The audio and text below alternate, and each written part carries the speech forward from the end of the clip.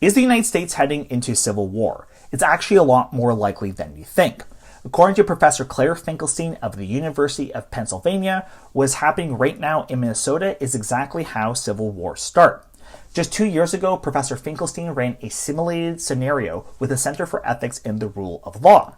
To make the simulation as realistic as possible, former military and government officials were selected to respond to a hypothetical scenario where the president engages in highly unpopular law enforcement operations.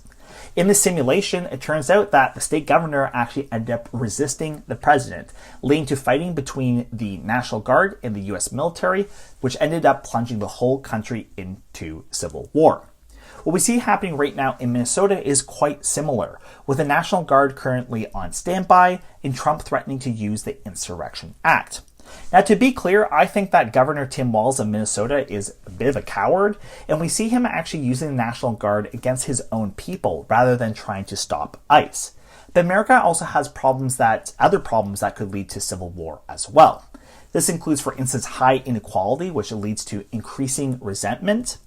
Related to this is also the erosion of democracy, with both parties beholden to corporate interests. We also see things like gerrymandering, that's redistricting, making it harder for people to vote out their representatives, and Supreme Court rulings that are highly unpopular. And when people start to realize that change through democracy and voting becomes impossible, this makes violence the only solution to making sure that anything changes. Most importantly, we also have rapid polarization. In the 1990s, the United States was actually one of the least polarized countries in the Western world, but now it's actually one of the most polarized according to political science studies.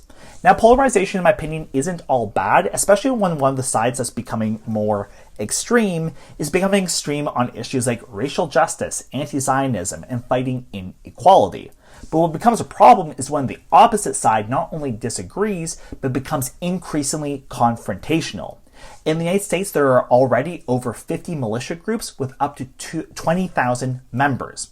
Gun ownership in the United States is one of the highest in the world. And so with all these factors, it would actually take very little for fighting to break out. But let me know your thoughts. I would love to hear from you. Please like and share. That would mean a lot for me. And I really appreciate you watching this video. Thanks so much.